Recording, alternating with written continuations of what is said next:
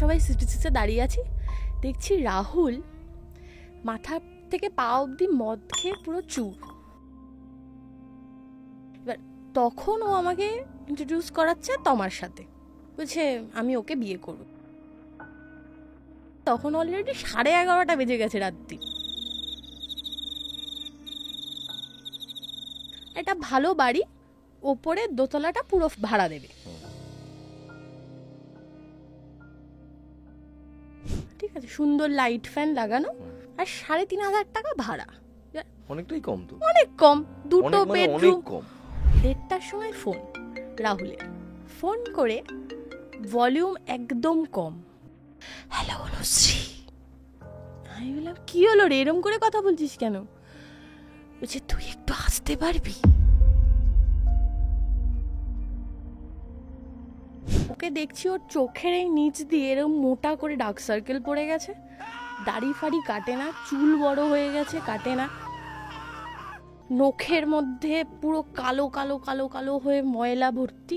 বলছে তোরা জানিস না আমার সাথে কি হচ্ছে, তোদের আমি বোঝাতে পারবো না। বলে ওদের রাস্তার ওই মুখটাতে একটা ট্রান্সফর্মার রাখা, উপরের দিকে এরকম করে তাকিয়ে আছে কন্টিনিউ।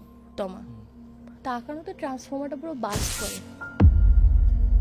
রান্নাঘরের ওই স্ল্যাবগুলো থাকে না যেখানে আর কি গ্যাস স্টোভ ফোভ রাখা থাকে, ও ওইটার উপরে বসে হাঁটুটাকে বুকের কাছে নিয়ে 2 হাত দিয়ে ভাত তুলে তুলে খাচ্ছে। ও দরজা খুলে যাচ্ছে, এটা দেখছে। তোরা সকাল অবধি বাড়ি যেতে পারবি কিনা তার নেই ঠিক। তমা শুরু করেছে বিভৎস একটা হাসি হাসা, হেসে এবার রাহুলকে বলছে সংসার করবি না তুই? সারা জীবনের সংসার করার স্বাদ তোর মিটিয়ে দেবো।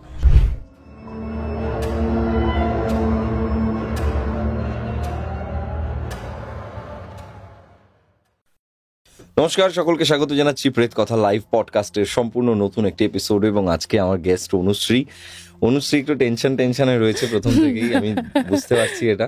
ও অনেকক্ষণ ধরে টেনশনে আস্তে আস্তে কথা বলছে, ও বুঝতে পারছে না হঠাৎ করে একটা এরকম সেট আপে কি বলা উচিত। তারপর বলো, তোমার কেমন চলছে জীবন? খুব ভালো, খুব ভালো, সবসময় খুব ভালো চলে নাকি? আমি সবসময় এটা বলি, তার কারণ এটা বললে আমার মনে হয় আমি অনেক বেশি পজিটিভ ভাইব পাই। আর মানুষের তো সারাক্ষণ, আমার স্কুলিং, আমার ব্রন অ্যান্ড ব্রট আপ আমি মধ্যমগ্রামে, শহরতলির আজকে মধ্যমগ্রামে সবাই এই পডকাস্টটা দেখবে আর কি, মধ্যমগ্রাম থেকে নিশ্চয়ই প্রচুর লোক দেখে তোমার পডকাস্ট। আর বিষয়টা হচ্ছে আমি তোমার পডকাস্ট দেখছি 1 মাস। ওকে। খুব সাডেন টাইমে আমার একটা বান্ধবী অসুস্থ হয়, তো ওর বাড়িতে আমি দেখা করতে যাই। ও আমাকে ওর আগের দিনের একটা রাত্রের ঘটনা বলে যে জানিস আমার বাড়িতে কারেন্ট চলে গেছে আর আমি এদিকে গৌরবের পডকাস্ট দেখছি। তো আমার তো রীতিমতন মনে হচ্ছে যে আমি মশারিতে ওঠার অবধি অপেক্ষা করছিল কারেন্টটা যাওয়ার জন্য। আমি খেয়ে দিয়ে হাত গুটিয়ে মশারিতে উঠেছি আর কারেন্টটা গেছে। আর তার মধ্যে গৌরবের হরপ্রিয়া বলে একজন এসছিল, ওর পডকাস্টটাও শুনছিল। শুনতে শুনতে ওই 30 জন ফ্যামিলির সবাই একদিন, ওটা ওটা আমি বলছি কে বলতো, সে তুই প্রেত কথা শুনিস না? আমি বললাম আমি তো সানডে সাসপেন্স শুনি, আমি তো প্রেত কথা শুনি না। বলছে তুই শোন, দেখ ওর পডকাস্টগুলো দেখ। আমাকে ওর লিঙ্ক পাঠায়, তো আমি দেখাই। এবার আমার একটা বিষয় হচ্ছে আমি একটা জিনিস দেখতে বসলে সেটা কন্টিনিউ দেখে যাই, বিঞ্জ ওয়াচার। হ্যাঁ একদম, মানে যত আমি তোমার সমস্ত এপিসোড শেষ করে ফেলেছি, শুরুর থেকে শেষ অবধি তোমার যা যা ভিডিও আছে সব দেখে নিয়েছি। কয়েকটা ভালো লেগেছে, কয়েকটা ভালো লাগেনি, সেগুলো হয়তো অর্ধেক দেখে স্কিপ করে দিয়েছি। মানে তুমি যদি আমার ফোন ঘাটো সবার ফার্স্টেই দেখবে গৌরব তপাদার ব্লগটা আছে। তো এটা হচ্ছে তোমার সাথে আমার একটা ভার্চুয়াল কানেকশন। তো এবার ওখান থেকে আর কি তোমার বিষয়টা, এবার তখন আমাকে ওই সাজেস্ট করে, মানে লিপি, আর ও তোমার প্রচন্ড বড় ফ্যান। লিপি, আর ওর নাম লিপি, ওর নাম লিপি। হাই লিপি, তুমি এভাবেই শুনতে থাকো প্রেত কথা, আরো অনেককে শোনাতে থাকো প্রেত কথা। তোমরা আছো বলেই আমরা আছি। বিভৎস ফ্যান তোমার, বলছি আমি ওর শুনবই, ওর গল্প, মানে ওর একটা এপিসোড আসলে আমি না শুনে থাকতে পারবো না। এইগুলো শুনলেও ভালো লাগে। আজকে যে ঘটনাটা বলবে তুমি, এই ঘটনাটা কি তোমার সাথে ঘটেছে? আমার সাথে ঘটেছে, আমি প্রেজেন্ট। ওকে, এটা কোন সালের ঘটনা? এটা 2021-এর ঘটনা। শুরুটা হচ্ছে একটি মেয়েকে দিয়ে আমি আগে শুরু করি, তারপরে আসি আমার বন্ধুর ব্যাপারে।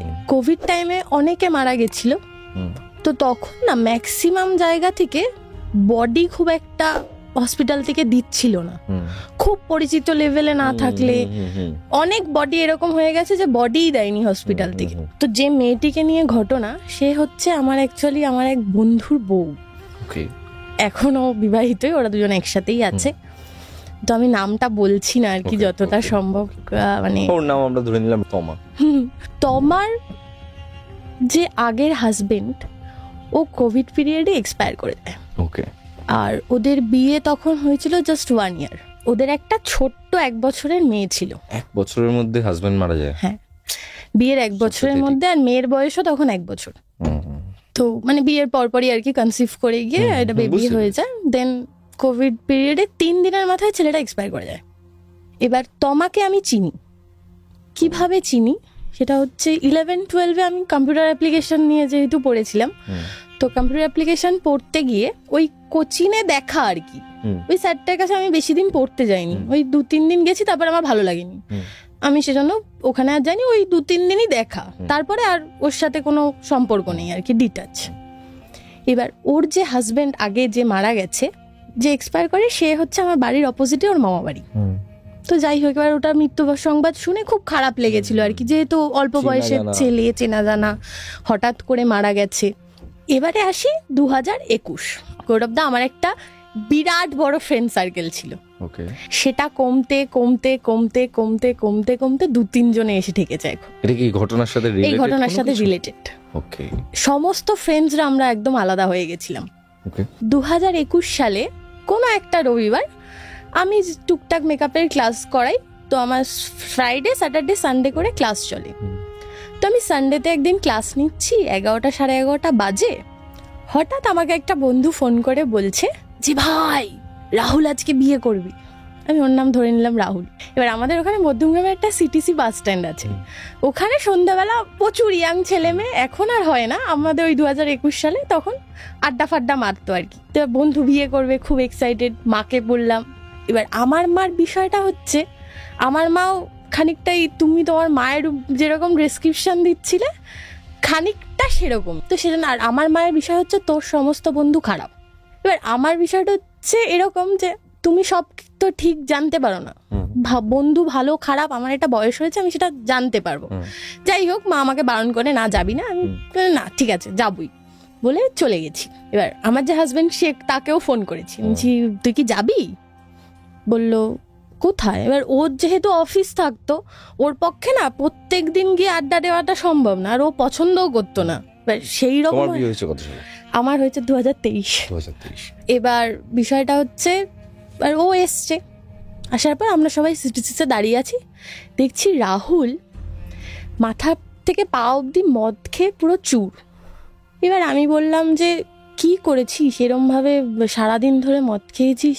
এবার তখন ও আমাকে ইন্ট্রোডিউস করাচ্ছে তোমার সাথে, বলছে আমি ওকে বিয়ে করবো। এবার আমি না ওকে দেখে আমি ভাবছি তোকে আমার খুব চেনা চেনা লাগছে। বলছে হ্যাঁ তুই ওই স্যারের কাছে আমরা কম্পিউটার অ্যাপ্লিকেশন পড়তাম, তোকে আমি দেখেছি, আর মধ্যমগ্রামে তুই তো পোস্ট করিসই, আমি তোকে জানি, তো আমি তোর প্রোফাইলে আছি। আর না আচ্ছা আচ্ছা, ওই জন্য মুখ চেনা লাগছে। ঠিক আছে। আমি এবার রাহুলকে বললাম যে এটা করিস না। আমি তখনও তোমার বিষয়টা কিচ্ছু জানি না, আমার পুরো ব্ল্যাঙ্ক। বলছি তুই এরকম অবস্থায় দাঁড়িয়ে আছিস, এই অবস্থায় একটা ডিসিশন নেওয়ার মতন পজিশনে তুই নেই।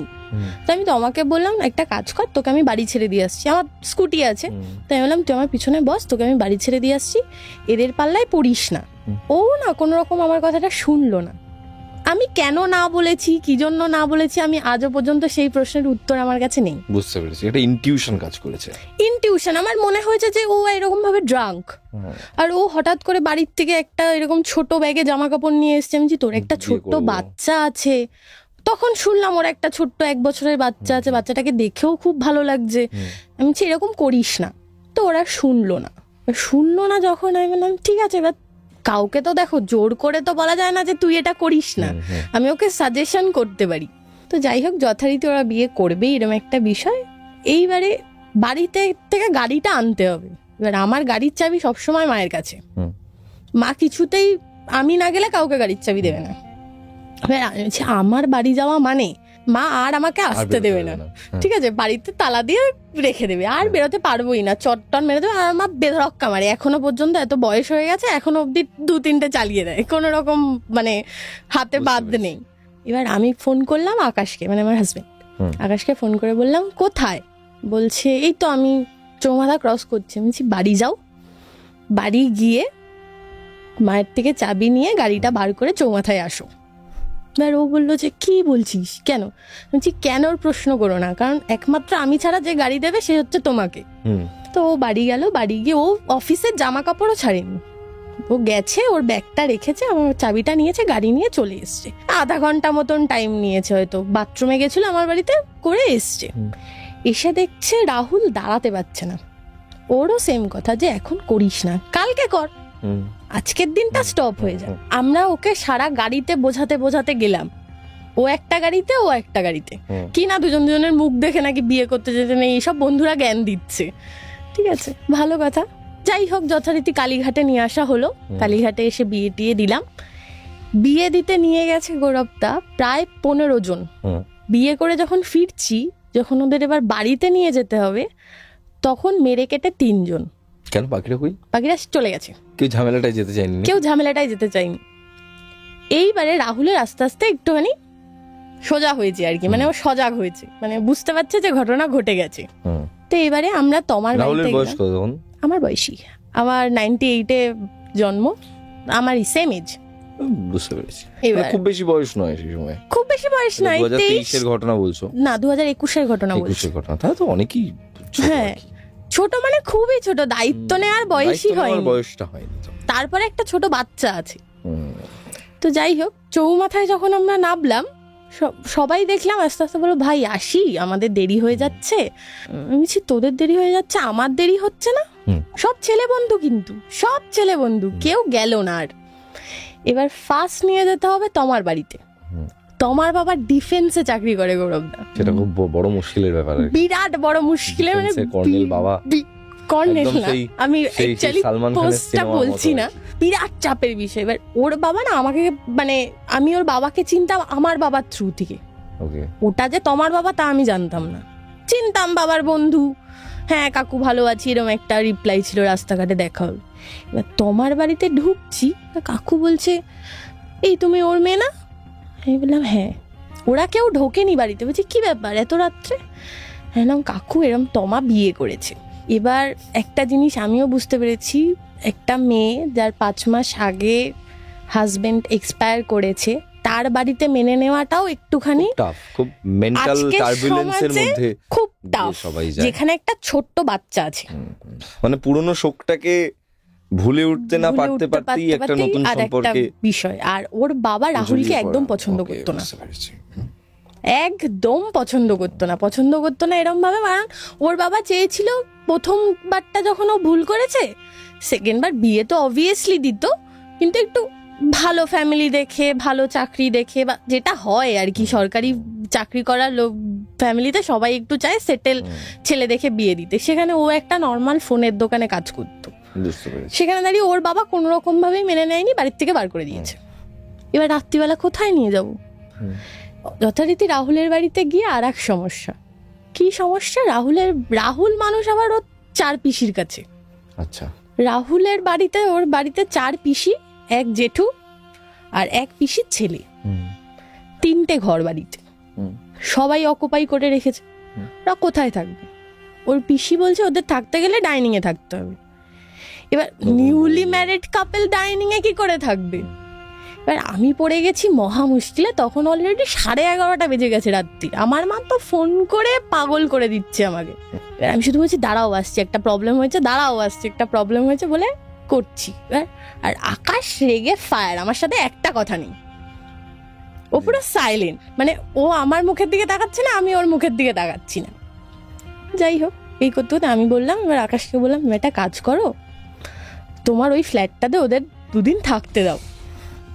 খুব মানে হাত মুখ জোর করে বলেছি ওকে। ও হ্যাঁ না কোনো উত্তর দিল না। ও গ্যারেজের সামনে গেল, যেখানে আর কি আমার গাড়ি ওর গাড়ি সব থাকে, গিয়ে গাড়ির থেকে ফ্ল্যাটের একটা চাবি বার করলো, নিয়ে আমার হাতে দিল, বললো দিয়ায়। আর গেল না, আর আমি কিছু করার নেই, বন্ধু দিয়ে আসি অন্তত। মানে আমি বন্ধুদের জন্য প্রচুর করেছি, করে খুব বাস খেয়ে গেছি আর কি। ওর মা, আকাশের মা, মানে আমার মায়ের 4 গুণ উপরে, বলছে না একদম না। আমি দেখলাম এই করে 3-4 দিন, মনে আজ না কাল চলে যাবে, কাল না পরশু চলে যাবে, এই করে 3-4 দিন গেছে। যাওয়ার পর আর একটা বন্ধু একটা বাড়ি ভাড়ার খোঁজ দেয়। খোঁজ পেয়ে এবার আসি আসল মেন গল্পে আর কি, যেখান থেকে শুরু সমস্যা। একটা ভালো বাড়ি, ওপরে দোতলাটা পুরো ভাড়া দেবে, ঠিক আছে, সুন্দর লাইট ফ্যান লাগানো, রান্নাঘরে সেট আপ সব করা, ফার্নিশ না, নন ফার্নিশ, শুধু ফ্যান লাইট গুলো লাগানো। এবার ওদের দেখে পছন্দ হয়েছে, আর 3,500 টাকা ভাড়া।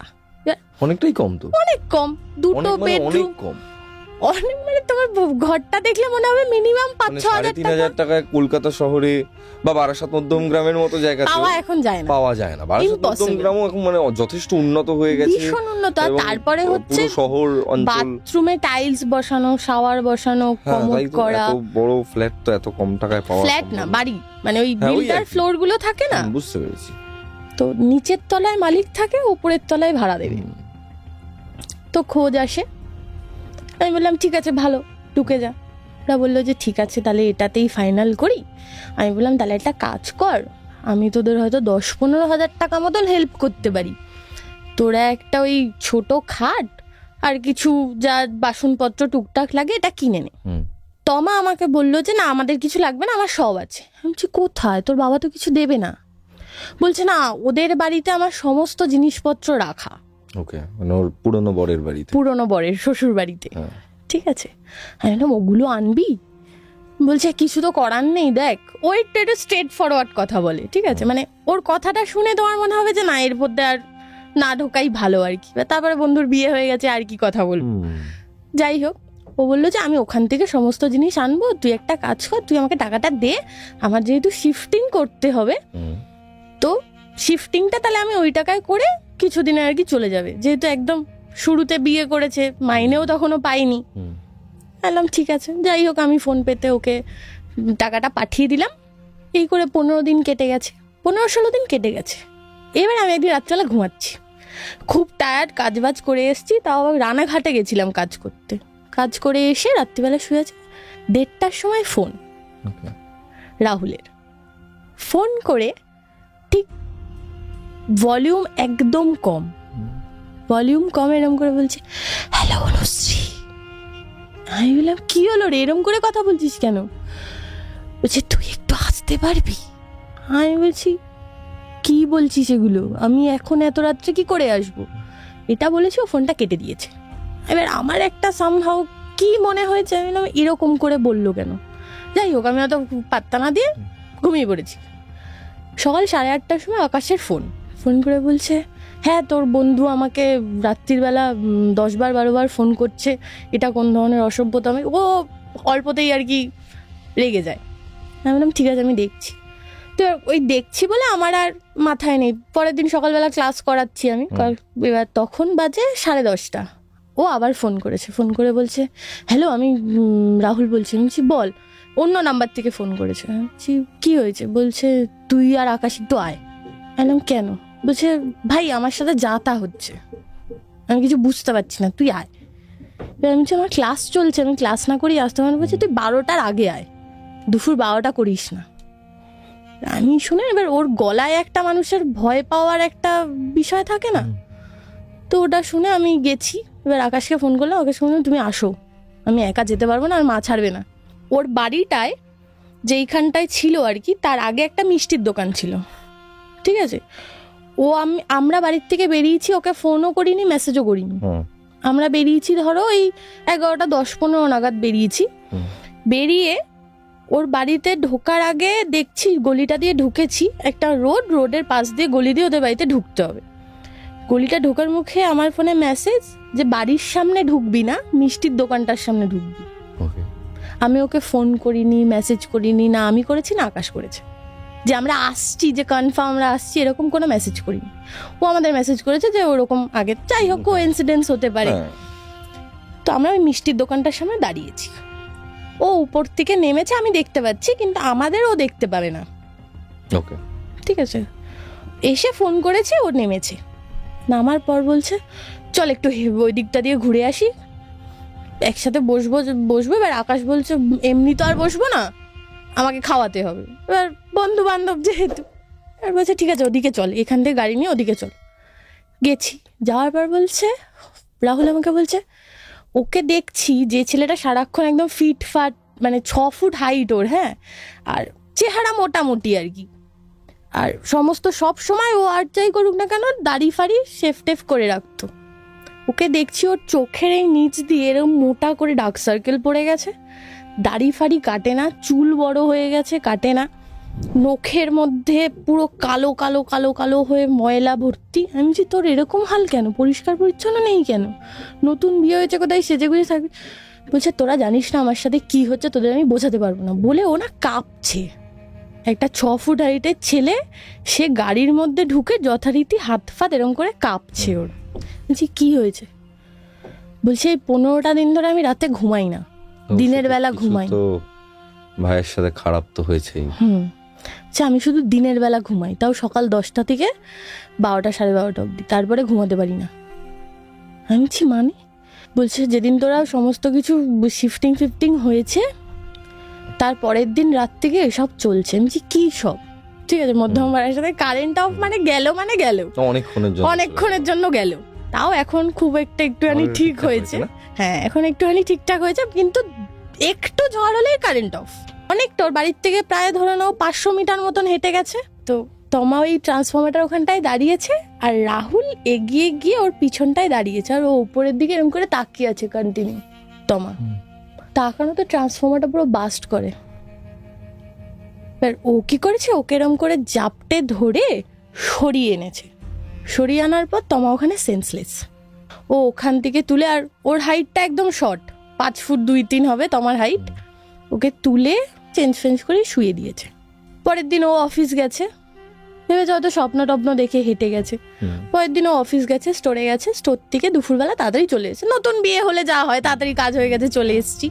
এসে দেখছে রান্নাঘরের ওই স্ল্যাবগুলো থাকে না যেখানে আর কি গ্যাস স্টোভ রাখা থাকে, ও ওইটার উপরে বসে হাঁটুটাকে বুকের কাছে নিয়ে 2 হাত দিয়ে ভাত তুলে তুলে খাচ্ছে। ও দরজা খুলে যাচ্ছে, এটা দেখছে।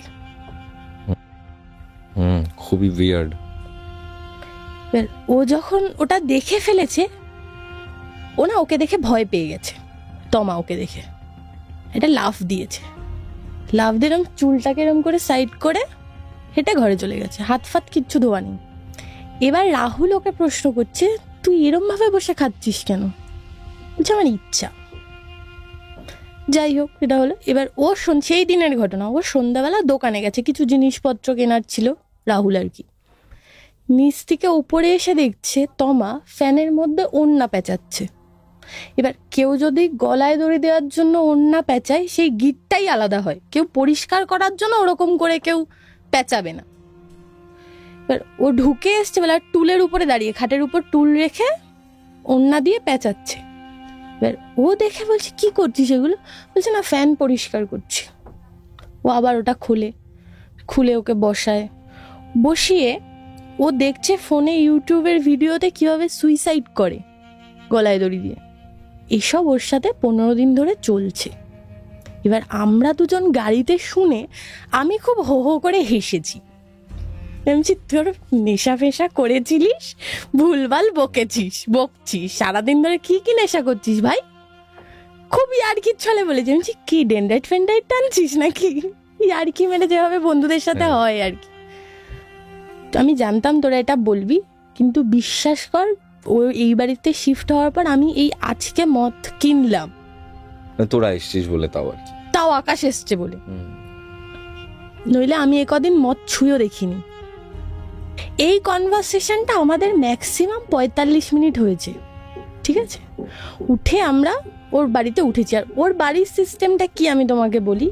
একটা ছোট রাস্তা দিয়ে নিচটা হচ্ছে গ্রাউন্ড ফ্লোর, উপরে আরেকটা ফ্লোর, যেটা বললাম আর কি, 1তলা 2তলা বাড়ি। আর 2তলায় উঠতে গেলে রাস্তা থেকে একটা লোহার সিঁড়ি উঠে গেছে, মানে ঘরের ভিতর দিয়ে নিচ দিয়ে কোনো এন্ট্রান্স না। বুঝতে পেরেছি।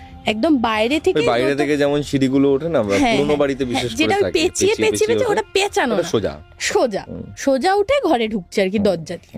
আর লকটা চাবিটা যেহেতু ওইরকম ঘটছে, ও নিজেই চাবি দেয় নিজেই খোলে, ও তো কোথাও বেরোয় না, তমা তো কোথাও বেরোয় না।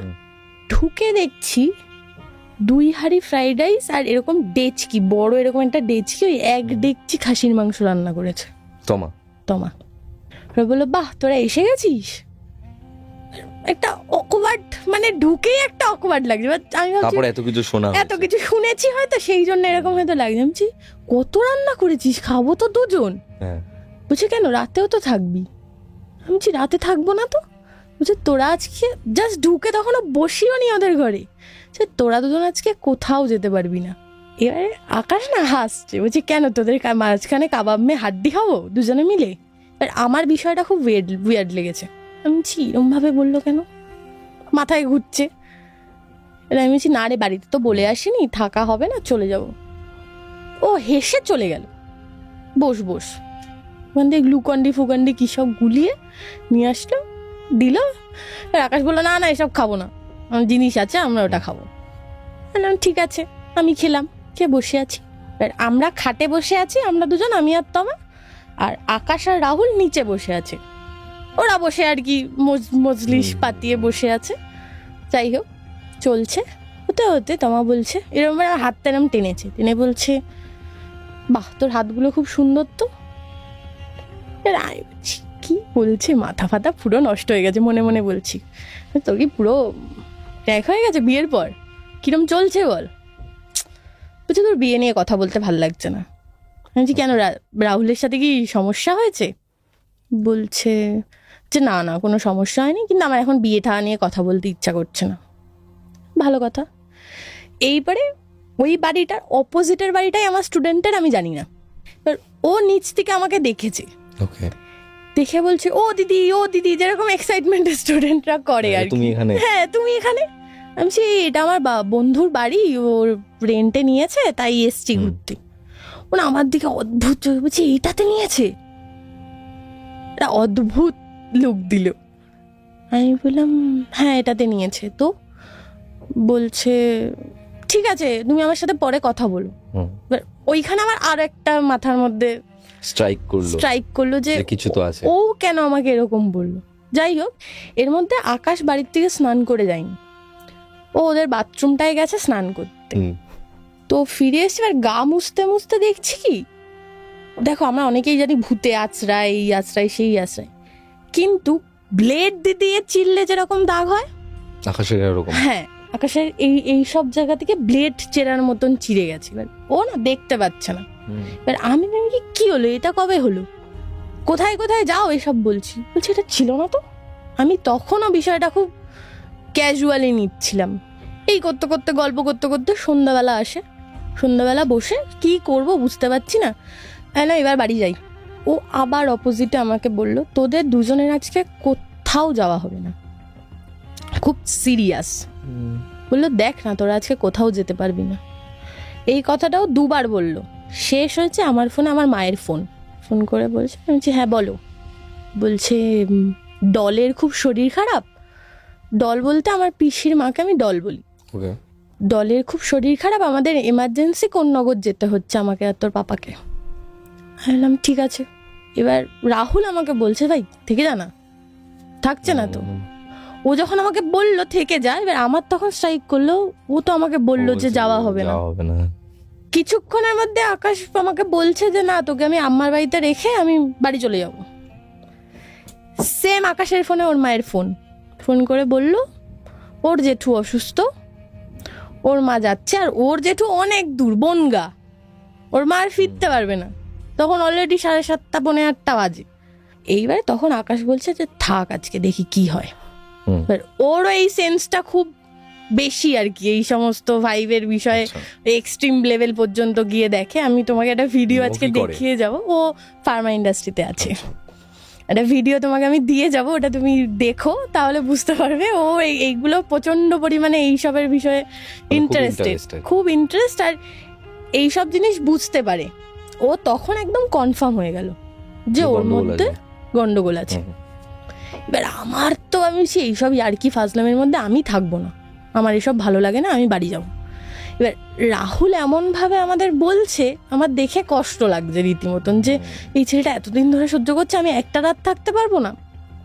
যাই হোক, যে কোনো রকমভাবে বললাম ঠিক আছে, যদি রাত্রে বাড়াবাড়ি হয় আমি কিন্তু চলে যাবো। এবার আকাশ বলে হ্যাঁ ঠিক আছে চলে যাচ্ছে। যে এতক্ষণ আমাকে বাড়ি নিয়ে যাওয়ার জন্য পাগল হচ্ছিল, সে এখন আর বাড়ি যাবে না, আকাশও আর বাড়ি যেতে চাইছে না। এবার আমি যে কি করবো বসে বসে, এবার তমা বলছে যে লুডো খেলবো। আমি বলছি নিয়ে আয় লুডো খেলবো। লুডো খেলতে বসে আমার সাথে আকাশের উদম ক্যাচাল, মানে ঝামেলা এত দূর চলে গেছিল লুডো খেলা নিয়ে। ওই খাট থেকে ঝগড়া করতে করতে করতে করতে আমরা ওদের ডাইনিং এ অব্দি গিয়ে ঝগড়া করছি। আচ্ছা, বুঝতে পেরেছি। এবার ডাইনিং এ ঝগড়া করে হঠাৎ আমি আমার এটা বিয়ে হয়ে যাচ্ছে, আমরা এরকম একটা লুডো খেলা নিয়ে এত বাজে কথা দুজনকে বলে নিলাম। এবার যখন আমি এটা আকাশকে বললাম, আকাশ তখন না একটুর জন্য চুপ হয়ে গেল। চুপে বললো যে ঠিক আছে। যেই এটা ঠিক বললো, ওই ঘর থেকে তমা শুরু করেছে বিভৎস একটা হাসি হাসা, মানে এমন ভাবে হাসছে মনে হচ্ছে ওই এগুলো আমাদের দিয়ে করাচ্ছে। তারপর আমরা আবার ওই ঘরে গেলাম, গিয়ে বসলাম খাটে বসার পর আমি ধরো ওদের খাটটা এরকম দেয়ালের মধ্যে রাখা, এরকমই দরজা, খাটের সোজাসুজি দরজা।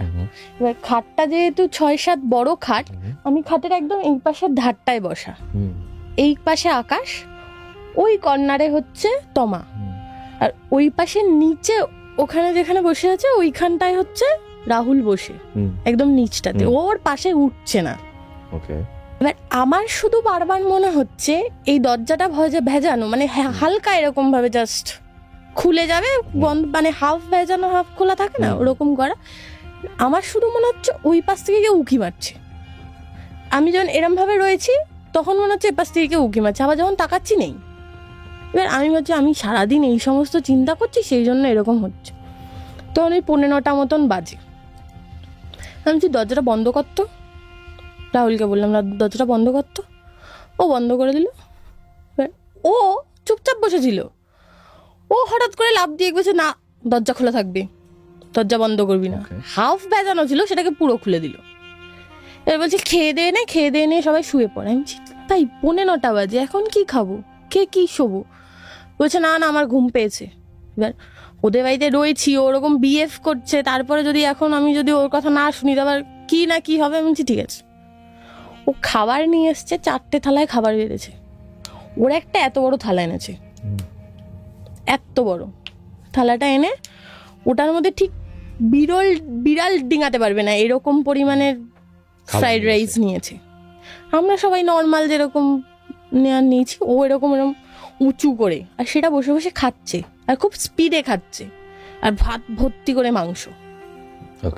ঠিক আছে। এবার ওই খাওয়া দেখে আমি বলছি এ তো স্বাভাবিক নয়, না ও পাগল নয়, ওর মধ্যে কিছু প্রবলেম আছে, সাইকোলজিক্যাল কোনো প্রবলেম আছে। আমি তখনও বিষয়টা না, মানে ভুতুরে বিষয়টা, ভুতুরে কিছুও হয়নি তখনও কিছু হয়নি, মানে আমিও বিশ্বাস করতে চাইছি না, কিন্তু ওরা দুজন এই বিষয়টায় মানে একদম স্ট্যাম্প মেরে দিয়েছে যে এটা একটা ভুতুরে বিষয় ঘটছে। তো এবার আমরা খাওয়া দাওয়া শেষে উঠলাম, উঠে হাত ফাত ধুয়ে, এবার আমার কি মনে হচ্ছে আমি ওদের খাটটায় না ঠিক কমফোর্টেবল ফিল করছি না। এবার আমার একটা বিষয় হচ্ছে, আমি যে কারোর বাড়িতে গেলেই কারোর ওয়াশরুম, কারোর বেডরুম এটা যদি ইউজ করতে হয় অ্যাটলিস্ট পারমিশন নিই, আর নইলে করি না। এবার আমি আকাশকে বললাম যে আমি না ওদের খাটে শোবো না। রাহুল বলছে যে না কেন, 4 জনে মিলে আড়াআড়ি করে শুয়ে। বলছি না আমি শোবো না, আমি এখানেই ঠিক আছি। আমি বসে আছি, হঠাৎ করে আমার পিছন থেকে মনে হচ্ছে না কেউ না দরজাটা ঠেলছে। আমি এরকম দরজায় হেলান দিয়ে বসে আছি, তখন দরজাটা ভেজানো, দরজাটা এরকম ঠেলছে। আমি সরে গেছি, যে হাওয়া দিচ্ছে মনে হয়, আমি সরে গেছি। সরে আবার তোমার ওখান থেকে লাফ দিয়ে এসে দরজাটা এরকম টেনে খুলে দিয়েছে। ঠিক আছে, খুলে দেওয়ার সাথে সাথে আমি ওইখান থেকে একদম খাটের এই ধারটাতে হেলান দিয়ে বসেছি। আমার কিরকম একটা উইয়ার্ড মতন লেগেছে। আকাশ উঠে গিয়ে দরজা বন্ধ করে দিচ্ছে। ও বন্ধ করার সাথে সাথে দরজায় মনে হচ্ছে কেউ খুব রাগে বাড়ি মারলে যেরকম দরজার মধ্যে হয়, সেইরকম দরজার মধ্যে, ওইটা দেখে আমার মোটামুটি অবস্থা খারাপ, যে পিছনে কেউ নেই, ওপাশ থেকে বন্ধ, মেন দরজায় লক করা, কে ঠেলবে? ওই যখন দরজা আমার গায়ে কাটা দিচ্ছে, ওই যখন দরজার ওরকম বাড়ি মারছে, তমা খাটের কর্নার থেকে হাসছে, বলছে তোরা সকাল অবধি বাড়ি যেতে পারবি কিনা তার নেই ঠিক।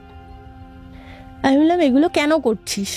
আমি একদম স্ট্রেট ওকে জিজ্ঞেস করেছি, বললাম এগুলোর মানে কি, এই আরকিগুলোর মানে কি?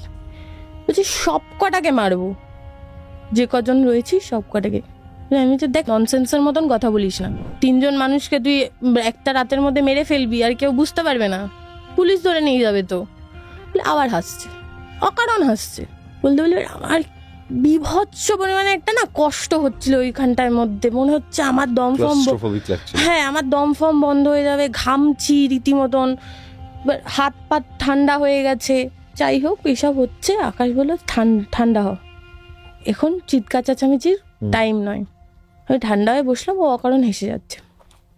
হেসে এবার রাহুলকে বলছে সংসার করবি না তুই, সারা জীবনের সংসার করার স্বাদ তোর মিটিয়ে দেবো, এসব ওকে বলছে। আর খুব উইয়ার্ডলি বলছে, মানে নর্মাল ভাবে বলছে না, কিন্তু ওর গলার ফলার কোনো চেঞ্জ কিচ্ছু হয়নি, একদম নর্মাল ভাবে, ঠিক আছে, যেরকম ভাবে নর্মালি বলে। এবার আকাশ তখন বলছে ওর নিশ্চয়ই কোনো সমস্যা হয়েছে, কি হয়েছে এবার রাহুল তুই বল, ওর সামনেই বল। বলছে আমার রাত্রির বেলা বুকের উপরে উঠে আমার গলা টিপে ধরেছে। নতুন বউয়ের সাথে যদি এইসব ঘটনা হলে, ধরো তোমার সাথেই হচ্ছে, এরকম বিয়ে করেছো, নতুন বর বা নতুন বউ উঠে গলা টিপে ধরছে, সে ভয়ানক একটা বিষয়।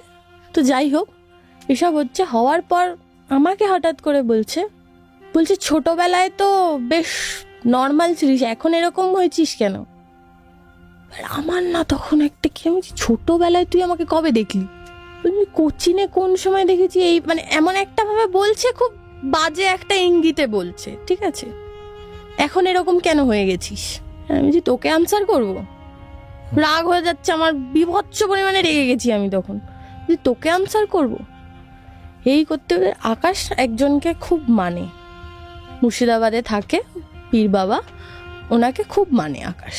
ও বসে বসে ওই মালিকের নাম জপ করছে, করার সময় ওই বিষয়টা একটুখানি চেপে গেছে, ও একটু নর্মাল বিহেভ করছে, বলতে বলতে আকাশের গলায় সবসময় একটা চেন থাকে, সবসময় অলওয়েজ, ওটার মধ্যে মালিকের কিছু দেয়া আছে, ওটা মানে ওকে প্রোটেক্ট করে আর কি। আর ও এই বিষয়গুলো যেহেতু ওখানেও দেখে, ওর বাড়িতেও এই বিষয়টা দেখেছে, তো ওইগুলো বিশ্বাস করে, ও ওই বিষয়টা নিয়ে ওর কপালের মধ্যে ঠেকায়, ও নর্মাল হয়ে যায়। ও এমন ভাবে হাবভাব করে যে ও হঠাৎ করে একটা নতুন জায়গায় আসে যেরকম হয়, আর বিভৎস পরিমাণে কাঁদছে। তখন আমি তোমাকে কটা বাজে বলছি, 2-2:30 বাজে, বিভৎস পরিমাণে কাঁদছে, কাঁদতে কাঁদতে বলছে আমাকে আকাশদা ওরা সবাই মেরে ফেলবে, আমি বুঝতে পারছি না, আমাকে দিয়ে বিভৎস পরিমাণে খাটায় আর প্রচন্ড পরিমাণে খেতে চায়। আকাশ জিজ্ঞেস করছে কে? বলছে কে আমি জানি না। এবার বলছে, এবার আকাশ ওটা সরিয়ে নিয়ে আবার ওকে বসিয়েছে, ভালো কথা, নর্মাল হয়ে বসে। এবার ও আমাদের বলছে আমার না ঠিক হয়নি এই খাট বিছানাগুলো নিয়ে আসা এখানে, তোমা নর্মাল, আমার না উচিত হয়নি খাট বিছানাগুলো নিয়ে আসার, আমার মনে হয় ওর সাথে এইগুলোর অ্যাটাচমেন্ট থেকে গেছে, এই খাট বিছানা বালিশ আলমারি টিভি ড্রেসিং টেবিল এগুলোর মধ্যে ওর একটা ছোঁয়া কোনো রকম ভাবে থেকে গেছে, সেইখান থেকে আমরা খুব ডিস্টার্ব হচ্ছে আর আমি প্রচন্ড টর্চার হচ্ছি বলেও আমাদের গা হাত পাগুলো দেখাচ্ছে।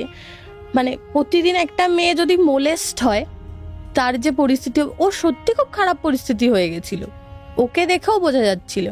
ও তখন মানে যাই হোক জামা কাপড়গুলো আমাকে সরিয়ে পার্সোনালি বললো তুই একটু সাইডে আয়, আমাকে পার্সোনালি জামা কাপড়গুলো সরিয়ে দেখা বলছে দেখ আমার কিরকম হচ্ছে, আমি নিজেও বুঝতে পারছি না। এবার আমার শুনে খুব খারাপ লাগলো, আমি বললাম দেখ একটা কাজ কর, এই যা জিনিসপত্র যা আছে সব বাতিল করে দে, দরকার নেই, ধরে হলে বিক্রি করে দে, বিক্রি করতেও তো একটা টাইমের প্রসেস আছে, পুরোনো জিনিস হঠাৎ করে কেই বা কিনবে। তো যাই হোক এইসব হচ্ছে, হতে হতে আমরা আবার ঘরে ঢুকেছি, দরজা খুলে ঘরে ঢুকে বসে আছি। ও উইদিন 5 মিনিটস আবার চেঞ্জ, উঠে গিয়ে রাহুলকে বিভৎস মারান মারছে, চর মারছে, ঘুষি মারছে, জাতা লেভেলের মারছে। এবার আকাশ আবার উঠে গিয়ে দরজা বন্ধ করে দিয়েছে। তারপর থেকে ঘরের মধ্যে মনে হচ্ছে একটা ঝড় হচ্ছে, ওরা ওরম ভাবে মারামারি করছে, আমরা কেউ ছাড়তে পারছি না। আর দরজায় বিভৎস পরিমাণে বাড়ি মারছে লোকজন, মনে হচ্ছে প্রায় 5-6 জন মিলে দরজায় বাড়ি দিলে যেরকম হয়, মানে খুলে দিতে হবে, ওরা দেখবে কি হচ্ছে এরকম একটা বিষয়। হ্যাঁ, আর দরজা খুলে যাবে না, অসম্ভব বিষয়। আর আমার প্রচন্ড জোর বাথরুম পেয়েছে ওদের বাড়িতে এসে, আমার ওইটা দেখার পর আর বাথরুমে যাওয়ার সাহস হয়নি। আমি যে আমার জোর বাথরুম পেয়েছে, আমাকে যেতেই হবে। এইবারে আকাশ বলছে ঠিক আছে চল না, আমি যাচ্ছি। গেছে ওদের বাথরুমের এরকম প্যাসেজ করে, এই জায়গাটা বাথরুম, এরকম একটা ডাইনিং থেকে এরকম সরু একটা প্যাসেজটার ওখানেও দাঁড়িয়ে আছে। আমি বাথরুমে ঢুকে, এবার পিভিসির দরজাগুলো বুঝতে পেরেছো যেরকম বাথরুমে লাগানো থাকে, ওরকম পিভিসির দরজা, ছিটকিনি দিয়ে আমি কোমোটে বসেছি। তাও আমি ফ্ল্যাশ অন করে নিয়েছি, লাইট জ্বলছে, বাই চান্স লাইট অফ হয়ে গেলে আমি ফ্ল্যাশ ফোনে অন করে টয়লেটে বসেছি। টয়লেট হয়ে গেছে, ফ্ল্যাশ করবো, আমি দেখলাম এবার তোমার এই ছিটকিনিটা যদি অটোমেটিক খুলে নেমে যায়, তোমার উইয়ার্ড লাগবে কিনা। ছিটকিনিটা দেখলাম অটোমেটিক খুলে এরকম নেমে গেল, নেমে গিয়ে দরজাটা এরকম খুলে গেল। এবার দরজা যেই খুলেছে, আকাশ চিৎকার দিয়েছে, বলছি তুই কি করছিস, তুই কি বেরোচ্ছিস?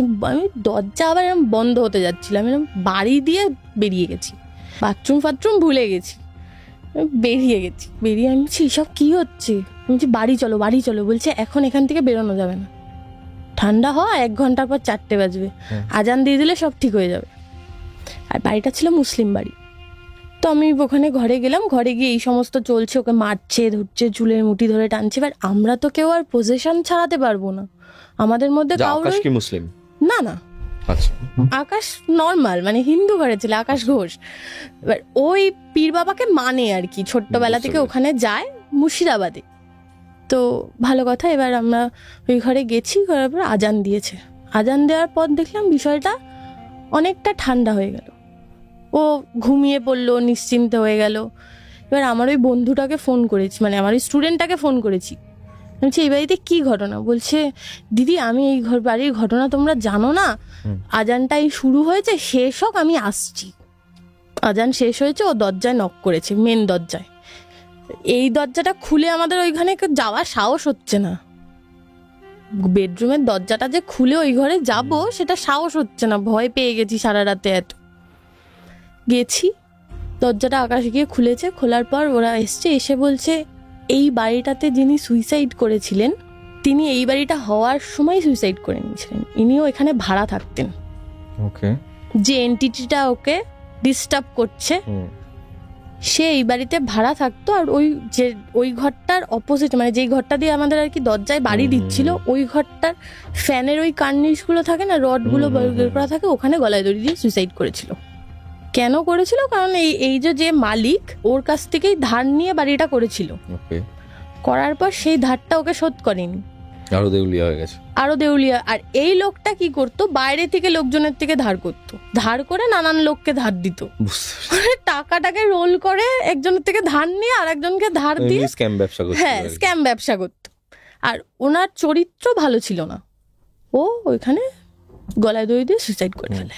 রাহুল আর তমার আগেও একটা কাপল এই বাড়িতে ভাড়া ছিল, সেই মহিলাটাও গলায় দড়ি দিয়ে সুইসাইড করে নিয়েছিল, ছোট্ট বাচ্চাকে রেখে। এইটাই একে দিয়ে করিয়েছে, মানে দুটো অতৃপ্ত আত্মা ওখানে অলরেডি ঘুরছে। 3টে। 3 নম্বরটা ওর বর, 3 নম্বরটা ওর বর, পুরনো বর, প্রাক্তন বর, পুরনো। ওর ওই অ্যাটাচমেন্টটা স্বাভাবিক। 1 বছরে যে বিয়ে করে সদ্য মারা গেছে, তার মনের মধ্যে সে নতুন জীবন শুরু করেছিল, একদম তার নতুন জীবনের যে এটা আশা সবার থাকবে। 3 দিনের জ্বরের মধ্যে তৃপ্ত আত্মা নয় আর কি, তৃপ্ত আত্মা নয়, আর একটা ছোট্ট বাচ্চা ছিল, খুব স্বাভাবিক বিষয়। তো এই বিষয়টা মায়া কাটিয়ে যাওয়াটা একটা অনেক কঠিন ব্যাপার। মানুষের মৃত্যুর পর সেই মায়াটা কাটানো খুবই কঠিন হয়ে যায় এক সময় পর। তো বিষয়টা এখানে এন্ড হলে ভালো হতো। পরের দিন ওর মাকে ডাকা হয়, আমি তখনও বাড়ি যাইনি। তোমার মাকে ডাকা হয়। তোমার মামা একটা উইয়ার্ড ভাব দেখায় যে এইরকম কি করে হয় বিষয়টা।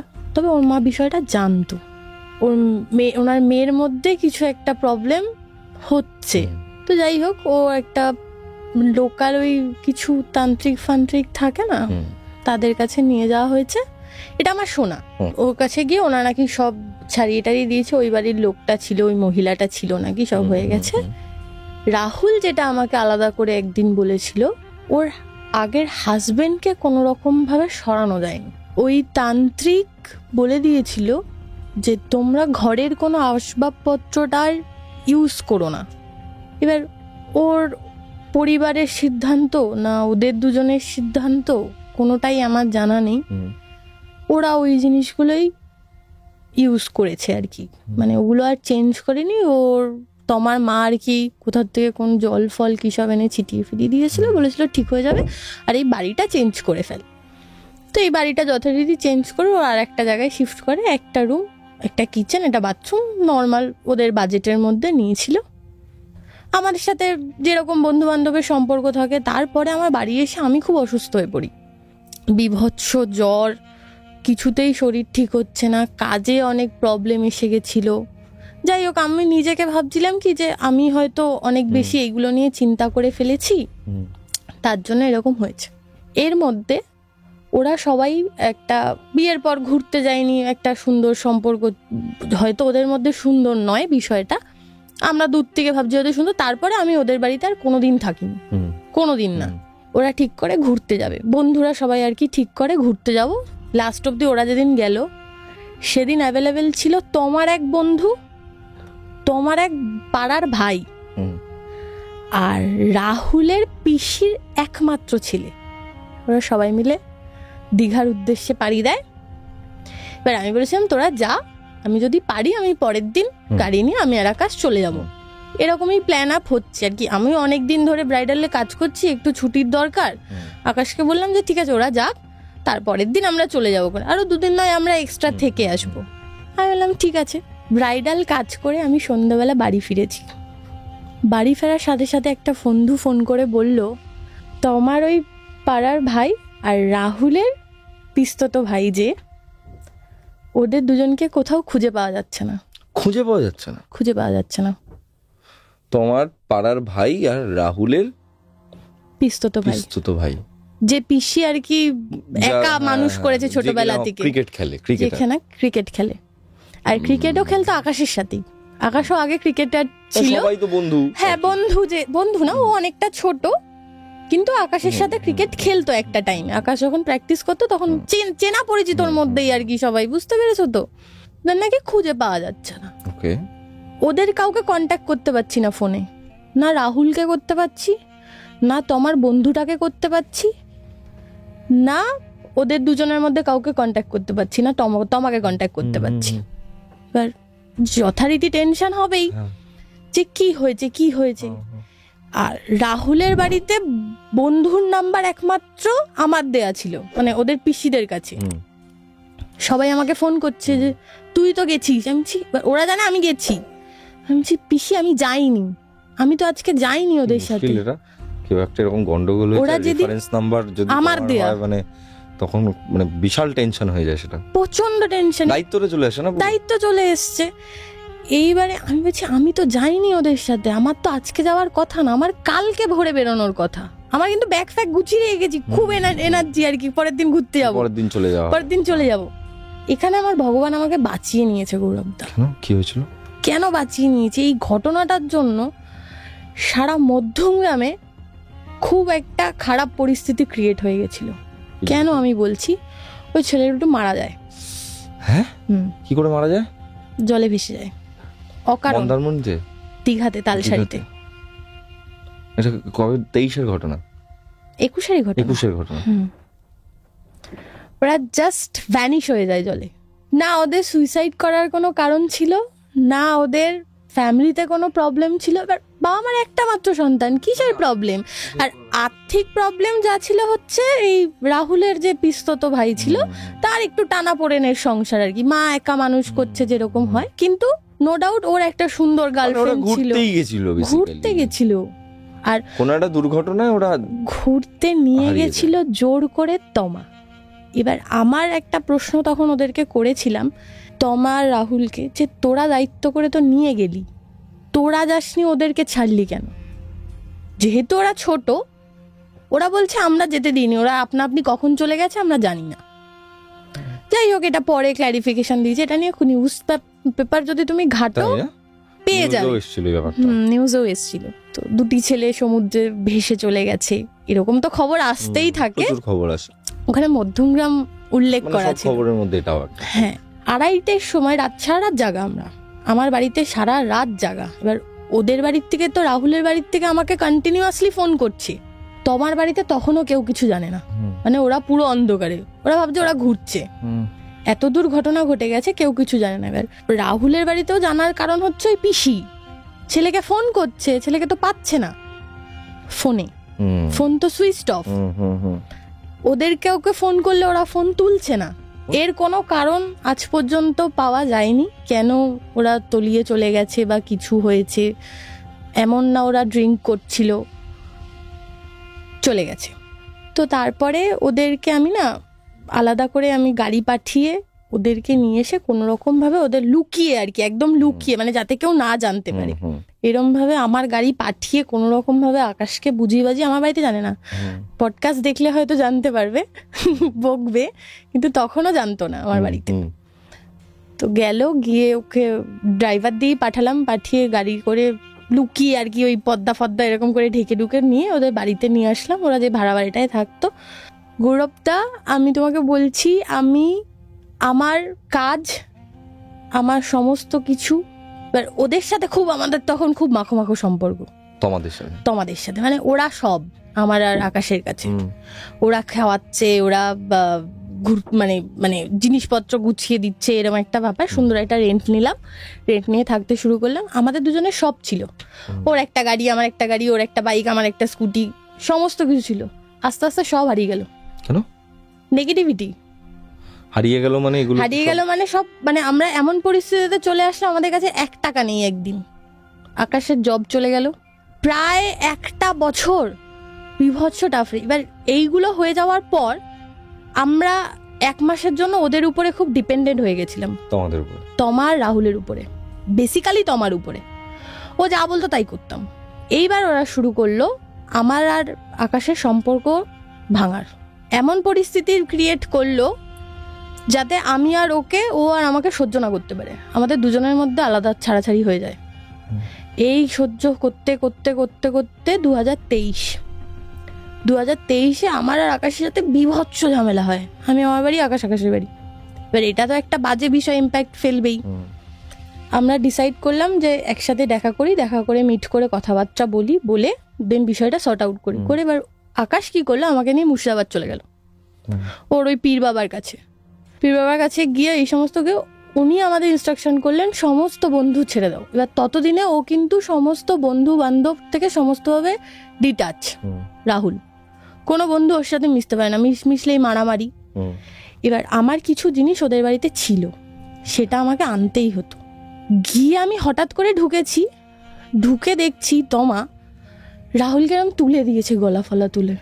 এবার ওদের দরজাটাই এমন ছিল, আমি নক খোলা, তো নক না করেই ঢুকে গেছি তাড়াহুড়ো করে, দেখছিলাম তুলে দিয়েছে। বলতে বলতে তোমার মা ঢুকেছে। আমি জানিও না ওদের বাড়িতে কি অশান্তি হচ্ছে। তোমাদের টার্ন করেছে, দেখছো চোখ ফোক গুলো না লাল হয়ে রয়েছে।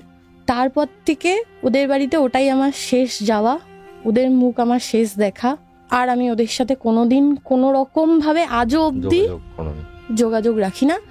এখন ওদের থেকে ডিটাচ হওয়ার এই ধরে নাও 1.5-2 বছর হয়েছে, 25 যেহেতু 2 বছর হয়েছে, আমরা অনেকটা সুন্দরভাবে লাইফ লিড। হ্যাঁ, ওদের সাথে খুব নেগেটিভ এনার্জি আছে, আরেকটা ছোট্ট নেগেটিভ এফেক্ট আছে খুব। কিছু এন্টিটির জন্য হয়তো কোনো এন্টিটি ওদের সাথে আজও লয়ে গেছে, সেজন্য পুরো লাইফটা ওদের নেগেটিভিটিতে ভর্তি। আমার বড়টা আছে, পুরনো বড়টা, একদম ওকে বলেই দিয়েছিল ধরেছে যে বিয়ে করে নিবি 1 বছরের মধ্যে, দেখাচ্ছি তোকে। তো সেজন্য ওর সাথে কোনো বন্ধুরই সম্পর্ক নেই। না, আমার মনে হয় এই ধরনের মানুষদের থেকে দূরে থাকাই ভালো। আর এইগুলো খুব এত নেগেটিভ এফেক্ট না, কিছু মানুষের অরাটাই এত নেগেটিভ থাকে যে তার সঙ্গে মিশলে তোমার জীবনে সব নেগেটিভ হতে শুরু করবে। কিছু মানুষ জীবনে আসলে খুব উন্নতি হয়, কিছু মানুষ জীবনে আসলে খুব অবনতি হতে শুরু করে। এই যে এখন আমরা যেমন খুব, আমি তোমাকে শুরুতেই বললাম যে গৌরবদা খুব ভালো আছে। না, তোমরা সবসময় এরকম ভালোই থাকো, এটাই আমি প্রে করবো ভগবানের কাছে। এবং ভূত প্রেত যেই থাকুক না কেন, তাদেরকেও আমি এটাই মানে বলবো, রিকোয়েস্ট করবো যে ওদেরকে ভালোই রেখো সবসময়। একদম। এবং যারা যারা এই ধরনের নেগেটিভ এনার্জি ক্যারি করে তাদের থেকে সবাইকেই দূরে রাখো। দূরে থাকাটাই অ্যাকচুয়ালি, নেগেটিভ এনার্জির থেকে দূরে থাকাটাই ভালো। এবং যেখানেই আমার মনে হয় দেখবে না যে হচ্ছে টক্সিক এনভায়রনমেন্ট আছে, মানে আমি যেটা ন্যাচারালি করে থাকি, যে আমি কোনো একটা মানুষের সাথে মিশলি না, প্রচুর ছোটবেলা থেকে তো বহু মানুষের সঙ্গে মেলামেশা করি, সেলফ মেড মানুষ সোশ্যাল মিডিয়ায় যেটাকে বলে, একদম ঠিক আছে, সেলফ মেড মানুষ, ছোটবেলা থেকে প্রচুর মানুষ দেখেছি, প্রচুর মানুষের সঙ্গে মেলামেশা করেছি এবং রোজই নতুন একগাদা মানুষের সঙ্গে আলাপ হয়। তো এই করতে করতে মানুষের একটা ভাইব্রেশন বা একটা মানুষ কি ভাবতে পারে, কতটা কি করতে পারে, এটা বুঝতে পারি, একটা বেসিক লেভেল অফ এক্সপেরিয়েন্স থেকে মানুষ চিনতে পারি। এবং সেক্ষেত্রে আমি যেটা খুব মেনটেন করি সেটা হচ্ছে যখন কোনো উল্টো দিকের মানুষকে আমি দেখি যে তার কোনো একটা ট্রেট বা তার কোনো একটা স্বভাব বা তার জীবনে জড়িত কোনো একটা অংশ যেটা আমার পছন্দ নয় বা যেটা আমার থট প্রসেসের সাথে যায় না, আমি প্রথম দিন থেকেই বুঝে যাওয়ার পর থেকে আমি মানুষটার থেকে দূরে থাকি। কারণ আমার জীবনে আমি মনে করি যে আমার একগাদা বন্ধু বানানোর কোনো বিশেষ প্রয়োজনীয়তা নেই। আমার বন্ধু শুধু সেই হওয়া উচিত যার সাথে আমি কোনো কাজ করছি, যার সাথে আমার কোনো কাজ হচ্ছে বা যে আমি একে অপরের দরকারে লাগি। ঠিক, একে অপরের দরকারে লাগি না ফালতু মানে বন্ধুত্ব দেখি লাভ, ফালতু বন্ধুত্ব করে আমার কোনো লাভ নেই এবং ওই বন্ধুত্বগুলোর বিশেষ কোনো মানেও নেই। এবার তা বলি কি অমন বন্ধু নেই যার সাথে কোনো কাজ হয় না? প্রচুর বন্ধু আছে, ছোটবেলার বন্ধুরা আছে, স্কুলের বন্ধুরা আছে, কলেজের বন্ধুরা আছে, ব্যান্ডের বন্ধুরা আছে। তো আমার একদম ফিক্সড যে আমার জীবনে এমন বন্ধু আর নতুন করে কেউ আসবে না যে কিনা আমার সাথে কোনো কাজের সঙ্গে জড়িত নয়। আমার বন্ধু শুধু হবে কাজের লোকরাই করি। কারণ বন্ধুত্ব যদি হয়, বন্ধুত্ব হওয়ার পর ক্যাচাল হবে, হ্যাঁ, এত বেশি পার্সোনাল সংস্পর্শ হয়ে যাবে যে তারপর আমার কাছেই ওই বন্ধুত্বটা একটা থ্রেট হয়ে দাঁড়াবে। ওই জায়গাটাই আনতে দেওয়া ঠিক নয়। আর নেগেটিভ ট্রেটের মানুষের থেকে তো দূরে থাকাই উচিত। আমি যে কোনো রকমের নেগেটিভ ট্রেটের মানুষের থেকে দূরে থাকি। আই ডোন্ট এক্সপ্লেন দেম, এক। আর দুই, আমি কাউকে বলতেও যাই না যে হচ্ছে তোমার সাথে এটা আছে বা ওটা হয়েছে বা এমন হয়েছে, তুমি এটা ঠিক করো। কাউকে তুমি দিন শেষে কি ঠিক করতে পারবে না, দরকার নেই। সবাই যে জানে চেষ্টা। হ্যাঁ, এটা না আমাদের একটা প্রবলেম, জানো তো, যে আমরা তো ছোটবেলা থেকে ওই, আমি যেটা বারবার বলি, আমরা তো বলিউড সিনেমা থেকে বড় হয়েছি। তো ইন্ডিয়ান হিরোজরা সবসময় সবার প্রবলেম ফিক্স করতে চায়। ঠিক আছে, তো সবাই প্রবলেম সলভার অফ এভরিওয়ান, মানে সবার ইন্ডিভিজুয়াল প্রবলেম সলভার হওয়ার দরকার নেই। দরকার হলে তুমি একটা গোটা সোসাইটির প্রবলেম সলভ করো, তাহলে তো তুমি একজন এন্টারপ্রেনিউর হতে পারো।